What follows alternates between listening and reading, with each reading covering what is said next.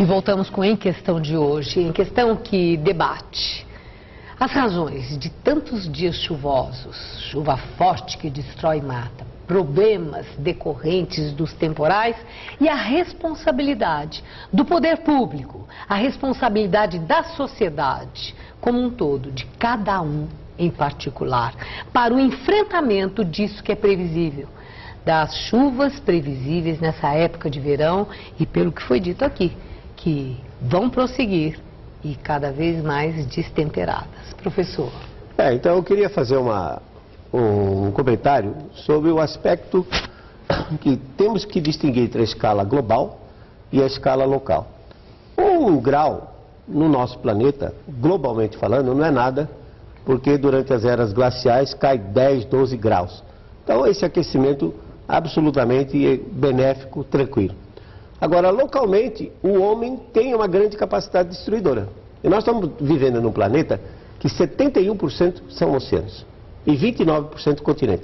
Dos 29% de continente, 15% são terras geladas e areias, desertos. Restam 14%. Felizmente, ainda temos 7% de florestas tropicais e boreais. Quer dizer, o homem manipula apenas 7% da superfície terrestre. Dos 510 milhões de quilômetros quadrados, o homem manipula 35 milhões. Agora, localmente o homem é desastroso. Ele pode transformar um Planalto do Piratini com uma fantástica floresta da Mata Atlântica numa megalópole como São Paulo. E o que as pessoas sentem é o clima onde elas vivem, é o clima local. Então eles sentem numa cidade como São Paulo 4, 5 graus a mais de temperatura, mas esse efeito não se espalha globalmente. Então o nosso grande problema é resolver o problema urbano, é onde o homem vive. É um fenômeno global. 55% da população do mundo já vive nas cidades. No Japão e aqui, 80% da nossa população está nas cidades. Então nós temos que, isso sim, os nossos administradores têm que levar em consideração esse fato. Como as cidades devem se preparar? Olha, eu gosto de usar a frase assim, até o mundo mineral sabe que nós precisamos controlar o uso e a ocupação do solo. Há áreas adequadas e há áreas inadequadas. Quer dizer, conhecer o território. Conhecer, mas nós temos um problema, principalmente na sociedade brasileira, em que a propriedade privada da terra, seja urbana ou rural, ela está ligada ao poder social, econômico e político. É história, faz parte da história lá que veio de Portugal, não é? Então, é uma minoria que detém a propriedade das áreas adequadas para a instalação da população. Veja, as áreas centrais de todas as grandes cidades brasileiras têm um número de imóveis vazios equivalente ao déficit habitacional da cidade. Se você vai aqui para São Paulo, aí, Paris, Luz, Santa Efigênia, você tem muito imóveis vazios. E nós temos lei que permitiria a desova desses imóveis, que é o que acontece no capitalismo central. Ninguém deixa um imóvel vazio numa área servida de metrô, trem, iluminação pública, asfalto, emprego. É a área que mais tem emprego na cidade de São Paulo, é a área central e é onde mais nós temos imóveis ociosos. Nós temos lei que permitiria resolver esse problema. Em vez da população estar indo para a área de proteção dos mananciais, ao norte, ao sul do município, ela está indo para a área onde nós temos mais transporte e emprego. Mas aí, isso realmente requer uma mudança na sociedade, que é a aplicação da função social da propriedade. Eu vejo dois grandes problemas. Um é esse, é você ter uma política que não basta ter financiamento habitacional, precisa controlar o território, distribuir o território, porque o território é uma riqueza que todos nós pagamos para construir. Aquele asfalto da Estação da Luz ali, ele saiu do bolso da coletividade. Então ele precisa ser distribuído. De gente que poderá nunca passar lá, né? Exatamente. Pagou. E gente que está indo para áreas, lá Serra do Mar, por exemplo. A segunda questão é a matriz do transporte e da mobilidade urbana. Não dá mais.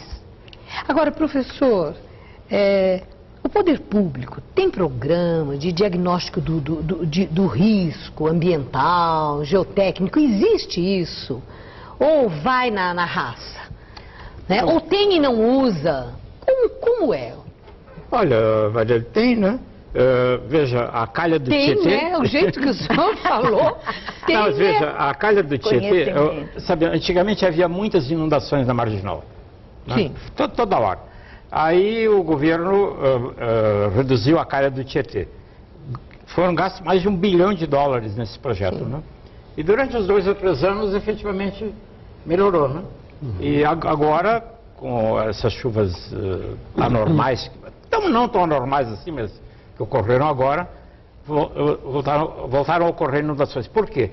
Porque os afluentes que vêm aqueles córregos onde estão colocadas as favelas mais miseráveis que tem aqui em São Paulo, jogam as coisas dentro de lá e isso alimenta o rio Tietê. Então, o governo tem feito um certo esforço. Eu acho que não tem feito o esforço suficiente. E essa tragédia que ocorreu agora, em que morreram quase 1.000 pessoas, a passo que na Austrália morreram 20, mostra que nós temos que nos preparar melhor. Eu acho que o que ocorreu agora vai acordar um pouco o poder público, porque seguramente isso vai ser usado nas próximas eleições, né? Mas não é todo ano. Esse é um fenômeno que se repete. Não é mesmo, todo ano. Não, mas esse ano foi pior. Nós tivemos Angra dos Reis, só muda o endereço, vai mudando. Mas ele se repete. Então, no momento há toda uma comoção social, inclusive do poder público, a gente vê pelas falas, pelos discursos, mas depois, quando vem a época da estiagem, parece que esquece completamente até a chuva do próximo mas, Maria Luísa, vamos aproveitar a comoção agora e tentar melhorar um pouco as políticas públicas, né?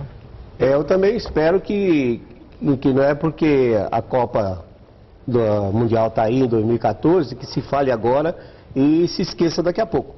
Nós estamos fazendo um estudo para a cidade de São Paulo, por exemplo, e mostrou, a Estação da Luz tem dados desde 1888, e mostrou que a década que mais choveu, que teve maior frequência de tempestades, foi 1941 e 1950. Quer dizer, isso já ocorria. Agora, naquela época, a situação era diferente. Hoje o espaço, superfície impermeabilizada é muito grande. A água flui mais rápido. Nós temos 264 córregos em São Paulo que foram canalizados e foram fechados. Quer dizer, para o automóvel andar, é muito importante exatamente. Então, isso. como é que você vai resolver esse tipo de problema? A água chove, cada milímetro é 1 litro por metro quadrado. Você tem 1.500 quilômetros quadrados nessa cidade, uma chuva de 100 milímetros vai produzir aí 15 bilhões de litros, pô. 15 milhões de metros cúbicos. Vai enfiar isso aonde? Rapidamente, em questão de 10, 12 horas. Toda vez que num debate existe esse envolvimento e esse interesse, o programa termina depressa demais. Eu ofereço agora 1 minuto para cada um de vocês, para as considerações finais. Algo que acho que seja importante, que fique na mente de quem está nos acompanhando, para reflexão, para uma atuação mais eficiente no sentido da prevenção, né, de não continuarmos de forma recorrente vivendo o vivido, né, do qual todos nos ressentimos. Hermínia Maricato. Olha, eu tenho vontade de lembrar o Brecht, viu? Eu queria dizer para cada um, para estranhar o que está acontecendo, para não achar que é natural o que está acontecendo. Quando você fica dentro do seu carro 2 horas ou 1 hora por dia, perdendo tempo, gastando combustível, um tempo que poderia ser aproveitado para a felicidade, você não pode se conformar, por favor. Precisa estranhar o que está acontecendo. Professor Mullion, 1 minuto. Eu diria o seguinte, para encerrar isso, que o homem não tem capacidade de mudar o clima global. O CO2 é um gás fantástico, absoluto, nós dependemos dele. E se não tivesse o CO2, não existiriam plantas, não existiriam nem homens nem animais. Acabaria a vida desse planeta. Quanto mais CO2 tiver, melhor, mas tem que lembrar que o homem tem uma grande capacidade de destruição localmente. E isso é que precisa ser, de uma certa forma, organizado, essa ocupação pelas autoridades. Encerrando, professor José Goldenberg. Olha, as minhas observações são mais pedestres, viu? Vamos ver se as prefeituras de Petrópolis, Teresópolis e de São Paulo tomam medidas preventivas, viu? Você vê que há lugares, ao longo da rodovia dos Bandeirantes, aqui em São Paulo, que todo mundo conhece, existem áreas em que foram abertos, a estrada foi aberta no meio de morros, né? Tem concreto de contenção, né? Isso há soluções técnicas, né? Para o automóvel. Para o automóvel, pois é, foi para o automóvel. Precisa aplicar o que foi feito para o automóvel para o pessoal que vive nas áreas mais perigosas, que são as favelas e as áreas pobres, né? Então, realmente aí precisa aumentar a ênfase que o poder público põe nisso. E isso pode ser feito, agora, aqui e agora. A discussão sobre o efeito global nós podemos deixar para um pouco mais tarde. Mas daqui uns 100 anos. Agora tomar as providências. Daqui uns 100 anos a gente vai ver de prevenção e de enfrentamento. Terminamos aqui em questão de hoje, que debateu as causas das fortes chuvas que destroem mata e as ações para o enfrentamento do mau tempo que perdeu as estribeiras. Obrigada aos senhores pelo empenho nessa reflexão, muito obrigada. Agradeço a você que nos acompanhou e uma boa noite a todos. Até às 7 da noite no Jornal da Gazeta.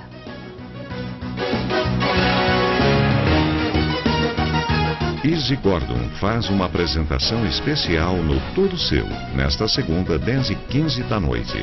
Assista agora. Vambora, Sampa.